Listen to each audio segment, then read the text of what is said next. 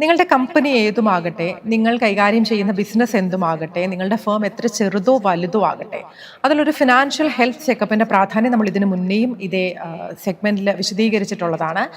നമുക്കറിയാവുന്നതുപോലെ തന്നെ കൃത്യമായ ഓഡിറ്റിംഗ്, കൃത്യമായ മോണിറ്ററിംഗ്, എങ്ങനെയാണ് നമ്മളുടെ ഫൈനാൻഷ്യൽ മാനേജ്മെൻറ്റ് പോകുന്നത് എന്നൊക്കെയുള്ള കാര്യങ്ങളിൽ നമുക്കൊരു ഈ സാമ്പത്തിക അച്ചടക്കം എന്നൊക്കെ പറയുന്നത് പോലെ നമുക്കൊരു അച്ചടക്കം ആവശ്യമാണ്, ഒരു മോണിറ്ററിംഗ് ആവശ്യമാണ്. അപ്പോൾ ഇതെങ്ങനെയാണ് നടക്കുക, എങ്ങനെയാണ് ഈ ഹെൽത്ത് ചെക്കപ്പ് സാധ്യമാവുക എന്നുള്ളതാണ് ഇന്നത്തെ നമ്മളുടെ എപ്പിസോഡിൽ നമ്മൾ നിങ്ങളുമായിട്ട് പങ്കുവെക്കാൻ പോകുന്നത്. ഇന്ന് നമ്മളോട് ഈ വിഷയത്തിൽ സംസാരിക്കാൻ എത്തിയിരിക്കുന്നത് UAE പ്രമുഖ ഓഡിറ്റർ പ്ലസ് കോർപ്പറേറ്റ് ടാക്സ് പ്രൊഫഷണലും കൂടിയായിട്ടുള്ള ശ്രീ ജെയ്സൺ മണ്ഡപത്തിലാണ്. Welcome to the show Jason. അപ്പോൾ ജെയ്സൺ, നമ്മൾ തുടക്കത്തിൽ പറഞ്ഞതുപോലെ തന്നെ എനിക്കറിയാം ജെയ്സൺ ഈ പറയുന്നത് പോലെ ചെറുതും വലുതുമായ ഒട്ടേറെ ഫിനാൻഷ്യൽ കാര്യങ്ങളിൽ ഒരുപാട് കമ്പനികളുടെ ഫിനാൻഷ്യൽ കാര്യങ്ങളിൽ ഇടപെട്ടിട്ടുള്ള ആളാണ്. അതിൻ്റെ ആ ഒരു എങ്ങനെയാണ് ഈ ഫ്ലോ എന്നുള്ളത് മോണിറ്റർ ചെയ്യുന്ന ഒരാളാണ്. അപ്പോൾ എങ്ങനെയാണ് ഈ ഹെൽത്ത് ചെക്കപ്പ് എന്നുള്ളൊരു വേർഡ് തന്നെ സാധാരണ ആളുകൾക്ക് ചിലപ്പോൾ പുതിയതായിരിക്കും അല്ലെ, എങ്ങനെയാണ് അത് സാധിക്കുക എന്നുള്ളത്. അപ്പോൾ എങ്ങനെയാണ് ജെയ്സന്റെ ഇതിലുള്ള ഒരു എക്സ്പ്ലനേഷൻ എങ്ങനെയാണ് ഈ വിഷയത്തിൽ? ഷുവർ. ഇപ്പം സിമ്പിളായിട്ട് പറയുവാണെന്നുണ്ടെങ്കിൽ, നമ്മളൊരു വണ്ടി ഓടിക്കുമ്പോൾ വണ്ടിയുടെ ഡാഷ്ബോർഡിൽ നോക്കുകയാണെന്നുണ്ടെങ്കിൽ അത് പറയും നമുക്ക് എത്ര ഫ്യൂൽ ഉണ്ട് ബാക്കി, നമ്മുടെ ടയർ പ്രഷർ എന്തെങ്കിലും കൂടി കുറഞ്ഞ ഇരിപ്പുണ്ടോ, അല്ലെങ്കിൽ നമ്മുടെ എൻജിൻ്റെ ഹീറ്റിംഗ് കൂടുവാണോ, അല്ലെങ്കിൽ എൻജിൻ കൂളായിട്ട് ഇരിക്കുവാണെന്നുണ്ടോ, അല്ലെങ്കിൽ വേറെ എന്തെങ്കിലും എയർ ബാഗ് സിമ്പിൾ ഓഫാണോ, റഡാർ എന്തെങ്കിലും ഓഫാണോ, ഇതെല്ലാം നമ്മുടെ ഡാഷ്ബോർഡിൽ നിന്ന് ഇങ്ങനെ നമുക്ക് മനസ്സിലാകും. എന്ന് പറയുന്നതുപോലെ നമ്മൾ ഓടിച്ചുകൊണ്ടിരിക്കുമ്പോൾ വിൽ കീപ് ചെക്കിങ് ഫ്യൂൽ അത്യാവശ്യമുണ്ടോ, ഫ്യൂൽ കുറയുന്നുണ്ടോ, എവിടെയെങ്കിലും നമുക്ക് നിർത്തി ഫ്യൂൽ അടിക്കണോ, ഓർ എന്തെങ്കിലും വൈപ്പർ ഫ്ലൂയിഡ് എന്തെങ്കിലും കയറ്റാനുണ്ടോ എന്നിങ്ങനെ നോക്കിയിട്ട് വി വിൽ കീപ് മോണിറ്ററിങ്. ഈ സെയിം കോൺസെപ്റ്റ് നമ്മുടെ ബിസിനസ്സിലോട്ടൊന്ന് യൂസ് ചെയ്യുവാണെന്നുണ്ടെങ്കിൽ, ഒരു ബിസിനസ് നടത്തുമ്പോൾ we will have to keep monitoring, will have to keep looking out for ഈ പറഞ്ഞ ഇൻഡിക്കേറ്റേഴ്സ്. ഇപ്പം വണ്ടി ഓടിക്കുമ്പോൾ എന്തെങ്കിലും ഉണ്ടെങ്കിൽ ഡാഷ്ബോർഡിൽ ഇങ്ങനെ ഒരു ചുമന്ന ലൈറ്റ് കത്തും എന്ന് പറയുന്നത് പോലെ നമ്മളൊരു ബിസിനസ് നടത്തുമ്പോൾ we have to keep a look out for certain indicators. അപ്പോൾ അങ്ങനത്തെ ചില ഇൻഡിക്കേറ്റേഴ്സും ചില അനാലിസിസും നമ്മൾ നടത്തുമ്പോൾ we will be able to have a control over it. അപ്പോൾ എന്തെങ്കിലും നടക്കുന്നതിന് തൊട്ട് മുന്നേ തന്നെ we will be able to take the correct action. അപ്പോൾ ഈ പറഞ്ഞൊരു ഹെൽത്ത് ചെക്ക് എന്ന് വെച്ചാൽ ഒരു കണ്ടിന്യൂസ് ആയിട്ട് ചെയ്യുന്ന ഒരു പ്രോസസ്സ് തന്നെയാണ്. And just like think about it. എവിടെയെങ്കിലും ഒരു കൺഫ്യൂഷൻ വന്നാൽ വണ്ടി ഓടിക്കുമ്പോൾ എന്തൊക്കെ നോക്കും എന്ന് പറഞ്ഞതുപോലെ നിങ്ങളുടെ ബിസിനസ് നടത്തുമ്പോൾ keep a look out for certain indicators. അപ്പോൾ എളുപ്പമായിട്ട് നമുക്ക് ചില tips and tricks we will try to discuss in today's session. അപ്പോൾ some of the tips and tricks that we will like to get into is ഈ പറഞ്ഞൊരു first side നോക്കുകയാണെങ്കിൽ ചില key accounting ratios. അപ്പോൾ these are one of the most primarily used financial health check indicators, accounting ratios. പിന്നെ നമുക്ക് ഈ പറഞ്ഞൊരു cost benefit analysis അല്ലെങ്കിൽ ഒരു feasibility studies we will look into. ഒരു ഇൻവെസ്റ്റ്മെൻറ്റ് അല്ലെങ്കിൽ ഒരു പുതിയ വർക്ക് എടുക്കുന്നതിന് മുന്നേ തൊട്ട് let us look into certain cost benefit or feasibility study aspect. Last but not the least, one of the simplest key tips and tricks that we can use is ഒരു ടിപ്പോ ട്രിക്കോ അല്ല, but other എല്ലാ കമ്പനിയും ചെയ്യേണ്ട ഒരു കാര്യം തന്നെയാണ്. Monthly financial reporting കൃത്യമായിട്ട് നോക്കിയിട്ട് ഒരു മീറ്റിംഗ് സെറ്റ് ചെയ്യേണ്ടി വരും ഇന്റേണലി. അപ്പോൾ these are the 3 basic tips and tricks that anyone can use if they want to keep a check of their financial health. അപ്പോൾ നമുക്ക് ഈ പറഞ്ഞ ആദ്യത്തെ കാര്യത്തിലോട്ട് തന്നെ ഒന്ന് കയറാം. ഈ പറഞ്ഞ അക്കൗണ്ടിങ് റേഷ്യോസ് എന്ന് വെച്ചാൽ ഏറ്റവും സിമ്പിളായിട്ടൊരു ഇൻഡിക്കേറ്റർ മാത്രമാണ്. അതായത് ചില ഡേറ്റ എടുത്തിട്ട് നമ്മൾ ഒരു റേഷ്യോനെ ആക്കിയിട്ട് ആ റേഷ്യോ എന്താണ് നമ്മളോട് പറയുന്നത് we will look into it and that will be an indicator for the financial health check. ഇപ്പം ഏറ്റവും simple or the most basic indicator എടുത്ത് നോക്കുകയാണെങ്കിൽ, അല്ലെങ്കിൽ ഒരു അക്കൗണ്ടിങ് റേഷ്യോ എടുത്ത് നോക്കുകയാണെങ്കിൽ will have gross profit and net profit ratio. അപ്പം ഈ gross profit ratio net profit ratio അറിയുന്നതിന് മുന്നേ ഈ ഗ്രോസ് പ്രോഫിറ്റ് നെറ്റ് പ്രോഫിറ്റ് എന്താണ് will have a small recap. Gross profit എന്ന് പറയുമ്പോഴത്തേക്കും it's nothing but our sales minus cost of the goods that we sold. അതായത് ഇപ്പം നിങ്ങളൊരു 100 രൂപയ്ക്ക് ഒരു പേന വിറ്റു. ഈ പേന എത്രയ്ക്കാണ് വാങ്ങിച്ചത് നിങ്ങൾ, ഓർ പേനയുടെ കോസ്റ്റ് എത്ര, മേ ബി 70 dirhams. അപ്പോൾ 70 dirhams will be taken out from 100 dirhams. മിച്ചം വരുന്നത് 30 dirhams ആയിരിക്കും നിങ്ങളുടെ ഡയറക്റ്റ് അല്ലെങ്കിൽ ഒരു ഗ്രോസ് പ്രോഫിറ്റ് അവിടെ വരുന്നത്. ഈ ഗ്രോസ് പ്രോഫിറ്റിനെ റേഷ്യോ എങ്ങനെയാക്കുന്നത്, ഈ പറഞ്ഞ 30 dirhamsനെ എടുത്ത് ഡിവൈഡഡ് ബൈ ദ സെയിൽസ്, അതായത് divided by 100 dirhams over here. Now we'll get to know 30 divided by 100 equals to 30%. അപ്പോൾ ഈ 30% അല്ലെങ്കിൽ 30% നമ്മുടെ gross profit in this example over here. Now net profit എന്തുവാ? ഈ പറഞ്ഞ ഗ്രോസ് പ്രോഫിറ്റ് ചെയ്യുന്ന നമുക്ക് ബിസിനസ് ഓടുമ്പോൾ ബാക്കി കുറേ ചിലവുകൾ ഉണ്ടാവും. ഫോർ എക്സാമ്പിൾ സാലറീസ് ഉണ്ടാവും, ട്രേഡ് ലൈസൻസ് റിന്യൂവൽ ഉണ്ടാവും, ഓഫീസിൻ്റെ പല എക്സ്പെൻസസ് ഉണ്ടാവും, വെഹിക്കിൾ മെയിൻ്റെനൻസ് ഒക്കെ ഉണ്ടാവും. അപ്പോൾ ഇതെല്ലാം മാറ്റിയതിന് ശേഷം ഈ പറഞ്ഞ 30 രൂപ ഗ്രോസ് പ്രോഫിറ്റ് ചെയ്യുന്ന പറഞ്ഞ ബാക്കി എല്ലാം ചിലവുകളൊക്കെ മാറ്റിയാൽ say 20 dirhams is your administrative expenses എന്ന് വിചാരിക്കുക. മിച്ചം വരാൻ പോകുന്നത് 10 രൂപ ആയിരിക്കും. ഈ പറഞ്ഞ 10 രൂപ ആണ് നമ്മുടെ നെറ്റ് പ്രോഫിറ്റ്. അതായത് ബാക്കി എല്ലാ ചിലവുകൾ ഊരിയതിന് ശേഷം നമുക്ക് മിച്ചം വരുന്നത് 10 dirhams ആയിരിക്കും. So 10 dirhams is your net profit in this example divided by the sales we made. നമ്മൾ പറഞ്ഞ 100 രൂപയുടെ ഒരു പെൻ എലിവേറ്റർ.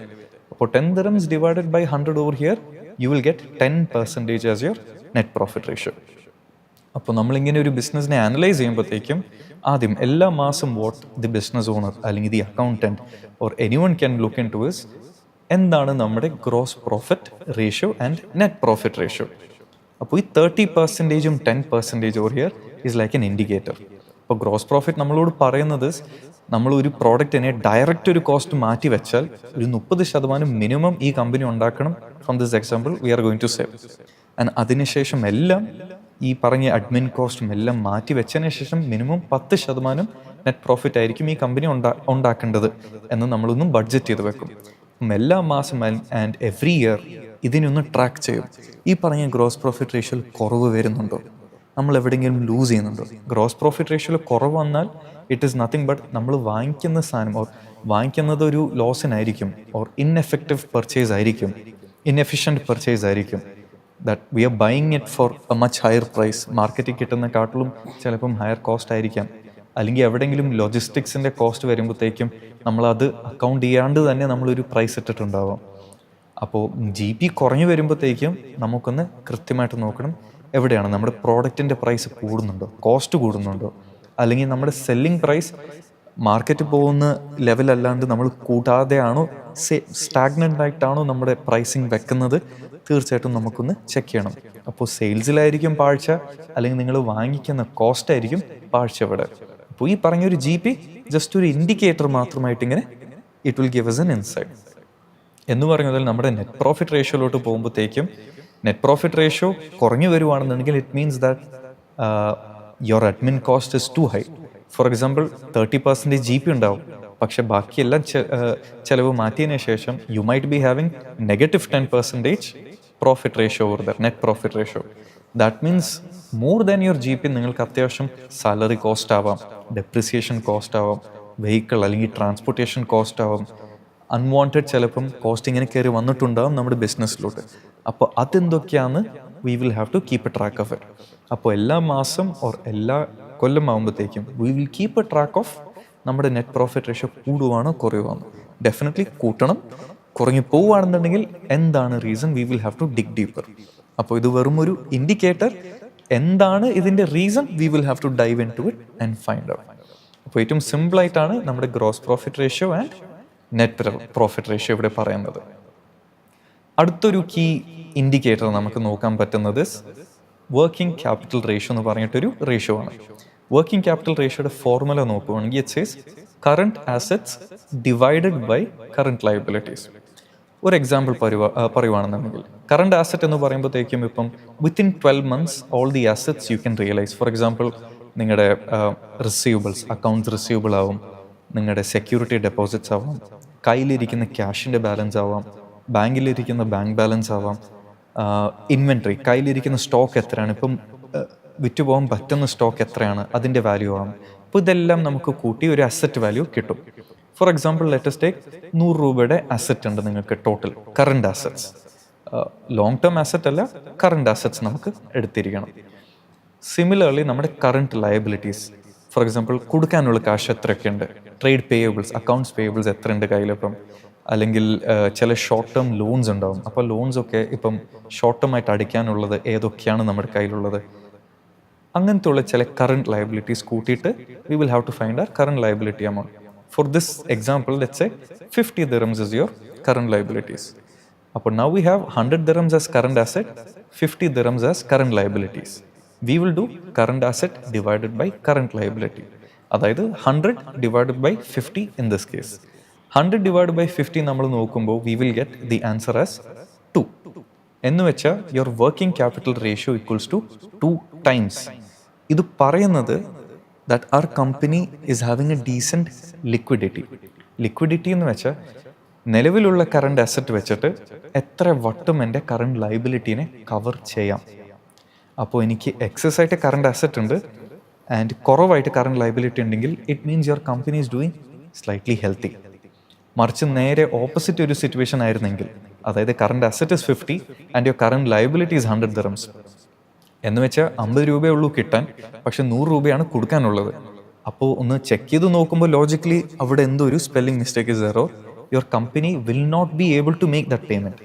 ഒരു ലിക്വിഡിറ്റിയുടെ ഇഷ്യൂ വരാൻ പോകുന്നത് എന്നായിരിക്കും ഈ പറഞ്ഞൊരു റേഷ്യോ നമ്മളോട് ഇൻഡിക്കേറ്റ് ചെയ്യുന്നത് പറയുന്നത്. സോ തീർച്ചയായിട്ടും നിങ്ങൾക്ക് നിങ്ങളുടെ കമ്പനി തീർച്ചയായിട്ടും ഒരു ലിക്വിഡിറ്റി ഇഷ്യൂ അല്ലെങ്കിൽ ക്യാഷ് ഇഷ്യൂ ഫേസ് ചെയ്യുന്നുണ്ടെങ്കിൽ ഈ പറഞ്ഞൊരു വർക്കിംഗ് ക്യാപിറ്റൽ റേഷ്യോയുടെ ഒരു ചെറിയ എക്സസൈസ് തീർച്ചയായിട്ടും ചെയ്യേണ്ടതാണ്. നിലവിൽ അല്ലെങ്കിൽ പൊതുവെ for a company it is always healthy to keep somewhere between 1.2 to 2 times as your working capital ratio.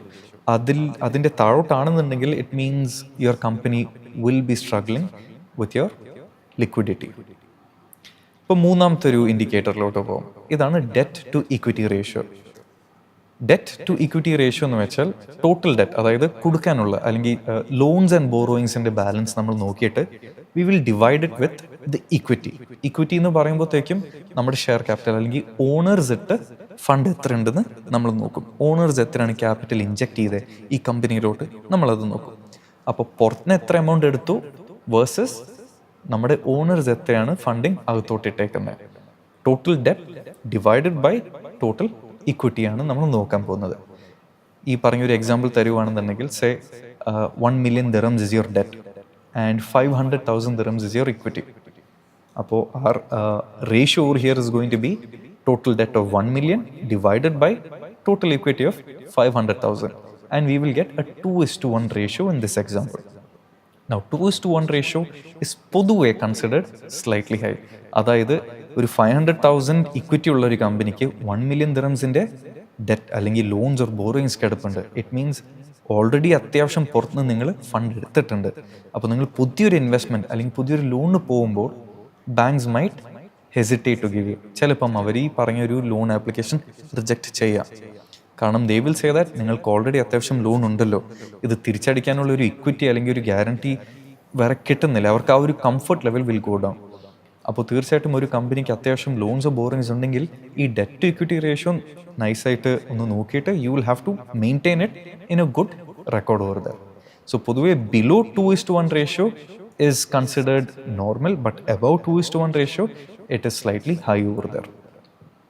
And last but not the least, ചെറിയൊരു അക്കൗണ്ടിങ് റേഷ്യോ എന്ന് പറയാൻ പറ്റില്ല, ബട്ട് ഒരു റേഷ്യോ, ഒരു ഇൻഡിക്കേറ്റർ ആവാം നമ്മുടെ എംപ്ലോയി ടേൺ ഓവർ റേഷ്യോ.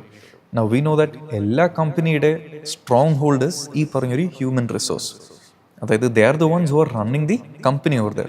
നിങ്ങൾക്ക് എന്ത് ടെക്നോളജി ഉണ്ടായാലും എത്രത്തോളം നല്ല ഗാഡ്ജറ്റ്സ് ഓർ എക്വിപ്മെൻറ്റ് ഉണ്ടായാലും you need human resource to keep the show going on. അപ്പോൾ അത് ട്രാക്ക് ചെയ്യാൻ വേണ്ടിയിട്ട് let's have employee turnover ratio. Employee turnover ratio നമ്മളോട് പറയുന്നത് it's basically how much percentage of employees are leaving the company every year, or എത്ര ശതമാനം ആൾക്കാർ വന്നും പോകുന്നത്.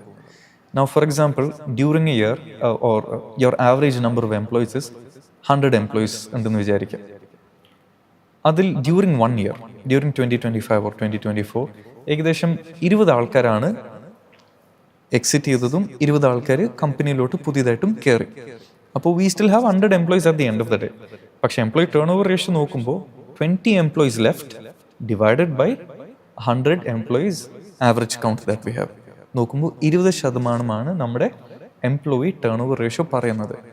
ഈ 20% ഈ പറഞ്ഞൊരു ഇൻഡസ്ട്രി ആവറേജ് ആണോ ഓർ ഇൻഡസ്ട്രി ആവറേജിനെക്കാട്ടിലും കൂടുതലാണോ എന്ന് നമുക്ക് തീർച്ചയായിട്ടും നോക്കേണ്ടതാണ്. കാരണം ഒരു വലിയൊരു പെർസെൻറ്റേജ് വരുവാണെന്നുണ്ടെങ്കിൽ it means lots of people are coming and going. അധികം നാൾ നിൽക്കാത്ത എംപ്ലോയീസിൻ്റെ ഒരു റേഷ്യോ ആണ് ഈ പറഞ്ഞൊരു എംപ്ലോയി ടേൺ ഓവർ റേഷ്യോ. ഒരു ബിസിനസ് സൈഡിൽ നോക്കുകയാണെന്നുണ്ടെങ്കിൽ ഈ ratio if it is high, it means that this company will be having so much of unwanted or unnecessary cost.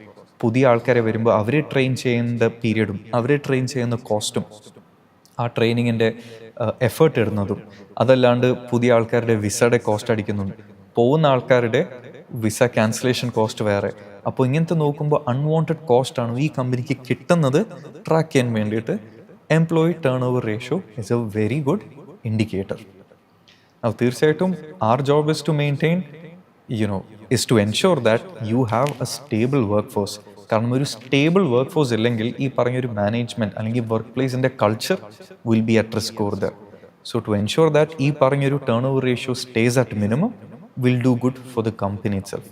ചില ഇൻഡസ്ട്രിയിൽ ഇറ്റ് ഈസ് ഇൻഹെറൻറ്റ്, ലൈക്ക് കുറേ ആൾക്കാർ വന്നു പോകുന്ന ഇൻഡസ്ട്രി ആവാം. ചില ഇൻഡസ്ട്രിയിൽ കുറേ ആൾക്കാർ വന്ന് ലോങ് ടേം ആയിട്ട് നിൽക്കുന്ന ഒരു ഇൻഡസ്ട്രി ആവാം. അപ്പോൾ നിങ്ങളുടെ ഇൻഡസ്ട്രി ടൈപ്പ് നോക്കിയിട്ട് എന്താണൊരു average employee turnover ratio for that industry തീർച്ചയായിട്ടും നോക്കിയിട്ടൊന്ന് കമ്പയർ ചെയ്യണം. Again this is an indication whether you are having a healthy workplace or an unhealthy workplace or there. അപ്പോൾ ഈ പറഞ്ഞ നമുക്ക് ഈ 4 റേഷ്യോസ് തീർച്ചയായിട്ടും ഒരു ഇൻഡിക്കേഷൻ ആയിട്ട് തന്നെ നോക്കിയിട്ട് കറക്റ്റായിട്ട് ഒരു ആക്ഷൻ പ്ലാൻ ഉണ്ടാക്കേണ്ടതാണ് നമ്മുടെ ബിസിനസ് ഓണേഴ്സും ഫൈനാൻസ് പ്രൊഫഷണൽസും.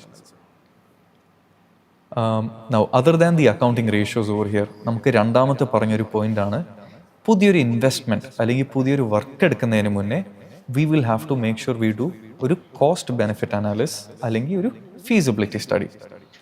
ഫോർ എക്സാമ്പിൾ, നിങ്ങളൊരു പുതിയ ഇൻവെസ്റ്റ്മെൻറ്റിലോട്ട് ഇറങ്ങുകയാണെന്നുണ്ടെങ്കിൽ it might be a very big investment, ഒരു പുതിയ വർക്കായിരിക്കാം, വലിയൊരു കോൺട്രാക്റ്റ് ആയിരിക്കാം. സേ ഫോർ എക്സാമ്പിൾ ഒരു 2 million dirhamsൻ്റെ കോൺട്രാക്റ്റ് ആയിരിക്കും ഈ പറഞ്ഞൊരു വർക്ക്. ആൻഡ് അത് നിങ്ങൾ നോക്കി വരുവാണെന്നുണ്ടെങ്കിൽ സേ 1.8 million ആയിരിക്കും നിങ്ങളുടെ cost. You are still going to make 200,000 dirhams over there. പക്ഷെ ഒരു ഇച്ചിരി ഡീപ്പായിട്ട് ഇറങ്ങിയാൽ, ഒരു കോസ്റ്റ് ബെനിഫിറ്റ് അനാലിസിസിലോട്ട് പോയാൽ we can get to know that 2 million dirhamsൻ്റെ വർക്ക് ചെയ്യണമെങ്കിൽ എത്രത്തോളം മെനക്കെടണം, how much effort do you have to put, how much time do you have to put. ഈ പറഞ്ഞ 2 million dirhamsൻ്റെ കോൺട്രാക്ട് ചെയ്യുമ്പോൾ നിങ്ങൾക്ക് ചിലപ്പം വേറെ വർക്ക് ചെയ്യാനുള്ളൊരു ടൈം കിട്ടില്ലായിരിക്കാം. അപ്പോൾ അതൊരു ഓപ്പർച്യൂണിറ്റി കോസ്റ്റായി മാറും. ഈ വർക്ക് മാത്രം ചെയ്ത് വേറെ വർക്ക് എടുക്കാണ്ട് and at the end of the day ഇത്രയും എഫേർട്ട് എല്ലാം ചെയ്ത് വരുമ്പോഴത്തേക്കും മേ ബി ഓൺലി 200 dirhams ആയിരിക്കും നിങ്ങളുടെ ഒരു ടേക്ക് അവേ ഫ്രം ദിസ്. അപ്പോൾ അത്രയും എഫേർട്ട് വേറൊരു പ്രോജക്റ്റ് അല്ലെങ്കിൽ പല പല പ്രോജക്റ്റുകൾ എടുത്തായിരുന്നെങ്കിൽ എത്രയായിരിക്കും ഈ ഒരു ബിസിനസ്സിന് ഉണ്ടാക്കാൻ പറ്റുന്നത് എന്ന് പറഞ്ഞൊരു cost benefit analysis, for example in this case, ആ ഒരു കോസ്റ്റ് ബെനിഫിറ്റ് അനാലിസിസ് തീർച്ചയായിട്ടും ചെയ്ത് നോക്കേണ്ടതാണ്. അപ്പോൾ വെറുതെ വലിയൊരു നമ്പർ കണ്ടിട്ടും we shouldn't fall for it, but dig deeper, is it worth it എന്ന ആക്ച്വലി ഒരു ചോദ്യം കൃത്യമായിട്ട് ചോദിച്ചിട്ട് മാത്രം എടുത്ത് ചാടിയ മതി.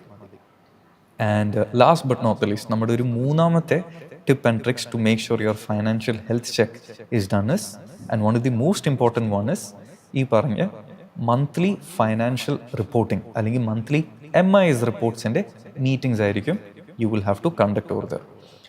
ഈ മന്ത്ലി ഫൈനാൻഷ്യൽ റിപ്പോർട്ട് എന്ന് വെച്ചാൽ nothing but keep it simple. ഈ പറഞ്ഞ പ്രോഫിറ്റ് ആൻഡ് ലോസും നമ്മുടെ കമ്പനിയുടെ ബാലൻസ് ഷീറ്റും കൃത്യമായിട്ട് എല്ലാ മാസം presented to the owner. Let the accountants and the finance managers all sit together once a month and let them discuss what is the performance of the company so far. അതായത് ഈ മാസം പറഞ്ഞ target achieve ചെയ്തോ, എങ്ങനെയായിരുന്നു ഈ കമ്പനിയുടെ performance, കൂടിയോ കുറഞ്ഞോ, കൂടിയിട്ടുണ്ടെങ്കിൽ we have to ask the right question. Why did my performance increase? കാരണം ആ ഒരു റീസൺ എടുത്തിട്ട് we can implement it more or develop it more. മറിച്ച് if your performance is going down, we still have to ask the question, എന്തുകൊണ്ടാണ് performance കുറഞ്ഞത്? ആ ഒരു information, ആ ഒരു ഫൈൻഡിങ് കിട്ടിയതിന് ശേഷം we have to act upon it. അപ്പോൾ കൂടിയാലും കുറയാലും തീർച്ചയായിട്ടും ആ ഒരു ചോദ്യം, the right question should be asked by the owner or the accountant or the finance manager over there. ആ ചോദ്യം ചോദിക്കണമെങ്കിൽ തീർച്ചയായിട്ടും ആ റിപ്പോർട്ട് നമ്മുടെ മുന്നിൽ തന്നെ വേണം. റിപ്പോർട്ട് കിട്ടിയാൽ പോരാ, we will have to make sure that എല്ലാവരും ഒന്ന് ഗ്യാദർ ചെയ്തിട്ട് at least once a month owners and the accountant should gather, have a meeting and discuss and take step forward for the next month. ഇതിൻ്റെ ഒരു advantage അല്ലെങ്കിൽ ഇതിൻ്റെ ഒരു importance എന്ന് പറയുമ്പോഴത്തേക്കും ഇറ്റ് മീൻസ് ദാറ്റ് എല്ലാ മാസം we will get to know that what is to be done for the next month over there. Not only that, we can see എന്തായിരുന്നു നമ്മുടെ track performance, is there any corrective actions to be done, we'll have to know.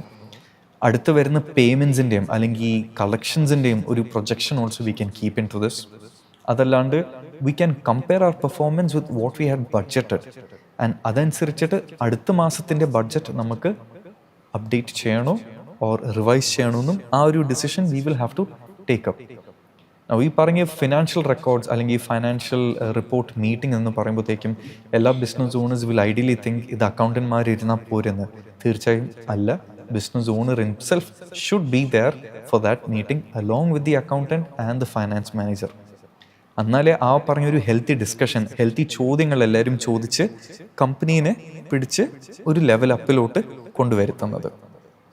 അത് മാത്രമല്ല, ഈ പറഞ്ഞ അക്കൗണ്ടൻസും finance മാനേജറും owners മാത്രമല്ല, but you can have the same meeting with your sales head, operations head, HR head. ഇവരൊക്കെ എല്ലാവരും കൂട്ടിയിട്ട് തന്നെ maybe individually on an individual level you can have meetings with them. ഇപ്പം ഒരു കമ്പനിയുടെ GP അത്യാവശ്യം കൂടിയിട്ടുണ്ട്. GP കൂടുമ്പോഴത്തേക്കും we will tell operational team അല്ലെങ്കിൽ purchase department that okay good job. ചിലപ്പം പർച്ചേസ് ഡിപ്പാർട്ട്മെന്റ് നല്ല വിലയ്ക്കായിരിക്കും ഐറ്റംസ് പ്രൊക്യൂർ ചെയ്യുന്നത്, അതായിരിക്കും നമ്മുടെ GP കൂടുന്നത്. പക്ഷേ നെറ്റ് പ്രോഫിറ്റ് നോക്കുമ്പോൾ നെറ്റ് പ്രോഫിറ്റ് കുറഞ്ഞുകൊണ്ടിരിക്കുക. അപ്പോൾ over there we will have to ask the right question, why is my net profit reducing? ഏത് എക്സ്പെൻസാണ് കൂടിപ്പോയത്? സാലറി ആണോ കൂടുന്നത്, അല്ലെങ്കിൽ മെയിൻ്റനൻസ് കോസ്റ്റ്, റിപ്പയർ കോസ്റ്റ് ആണോ കൂടിയത്? ചിലപ്പം റിപ്പയർ കോസ്റ്റ് ആയിരിക്കാം. അപ്പോൾ V might check with operations or the finance factory managers saying that എന്ത് പറ്റി, എന്താണ് ഇത്രയും റിപ്പയർസ് വന്നേക്കുന്നത്? ചിലപ്പം വെഹിക്കിൾ മെയിൻ്റനൻസ്, ഫ്യൂവൽ ചാർജസ് ആയിരിക്കും. എന്തുകൊണ്ടാണ് ഇത് കൂടിയത് എന്ന ചോദ്യം തീർച്ചയായിട്ടും ചോദിച്ച് they will have to understand why. അപ്പോൾ നമ്മുടെ ഈ പറഞ്ഞ financial ratios along with your financial report രണ്ടും കമ്പൈൻ ചെയ്തിട്ട് മന്ത്ലി ഈ പറഞ്ഞ ഇമ്പോർട്ടൻ്റ് ആയിട്ട് ഒരു മീറ്റിംഗ് നടത്തി ഇമ്പോർട്ടൻ്റ് ആയിട്ട് ക്വസ്റ്റ്യൻസും ചോദിച്ച് get the feedback and act upon it എന്നൊരു സമ്മറിയിലോട്ടാണ് ഈ പറഞ്ഞൊരു ഫൈനാൻഷ്യൽ ഹെൽത്ത് ചെക്കിൻ്റെ ഏറ്റവും ബേസിക് ആയിട്ട് ഒരു way forward that we are going to say. അപ്പോൾ എങ്ങനെയാണ് ഒരു കമ്പനിയിൽ ഒരു സാമ്പത്തിക അച്ചടക്കം കൊണ്ടുവരേണ്ടത്, എങ്ങനെയാണ് ഈ പറയുന്നത് പോലെ ഹെൽത്ത് ചെക്കപ്പ് എങ്ങനെയാണ് നടത്തേണ്ടത് എന്നുള്ളത് വളരെ വിശദമായ രീതിയിലാണ് ജെയ്സൺ നമുക്ക് പറഞ്ഞു തന്നത്. അപ്പോൾ എനിക്ക് തോന്നുന്നു അതിനെ ഏറ്റവും സിമ്പിളായിട്ട് 3 കീ പോയിന്റിൽ കൂടിയാണ് ജെയ്സൺ നമ്മളോട് അതുമായി ബന്ധപ്പെട്ടുള്ള കമ്മ്യൂണിക്കേഷൻ നടത്തിയതിൽ ഏറ്റവും പ്രധാനമായിട്ട് എനിക്ക് തോന്നിയത് ഈ പറയുന്നത് പോലെ കീ അക്കൗണ്ടിങ് റേഷ്യൂസ് ട്രാക്ക് ചെയ്യുക, ഒപ്പം തന്നെ കോസ്റ്റ് ബെനിഫിറ്റ് അനാലിസിസ് നടത്തുക, വലിയ തീരുമാനങ്ങൾ എടുക്കുന്നതിന് മുമ്പ്. ഒപ്പം തന്നെ മന്ത്ലി ഉള്ള മീറ്റിംഗ്സ് അല്ലെ, റിവ്യൂ മീറ്റിംഗ് ഉറപ്പായും നടത്തുക എന്നുള്ളത്.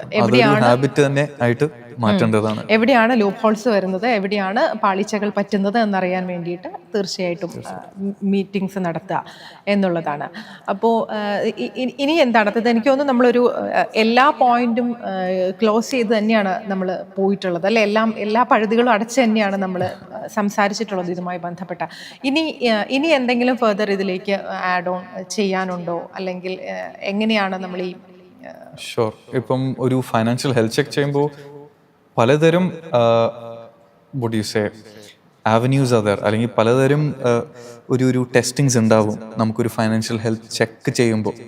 ബട്ട് അതെല്ലാം മാറ്റിവെച്ച് ഏറ്റവും സിമ്പിളായിട്ട് പറഞ്ഞതുപോലെ ഈ 3 ഐറ്റംസിലോട്ടൊന്ന് കയറിയാൽ തന്നെ you will have a very good control of your business over here. And one word of encouragement will be that ഈ പറഞ്ഞൊരു ഫൈനാൻഷ്യൽ ഹെൽത്ത് ചെക്ക് ചെയ്യുമ്പോൾ തന്നെ ഞാൻ റിപ്പീറ്റ് ചെയ്തതുപോലെ, like it's not just for the accountants only, but finance managers from the business owner perspective, from other key team members തന്നെ നമുക്ക് വന്ന് തീർച്ചയായിട്ടും ഒന്ന് ഡിസ്കസ് ചെയ്തിട്ട് you can take really good logical decisions over there.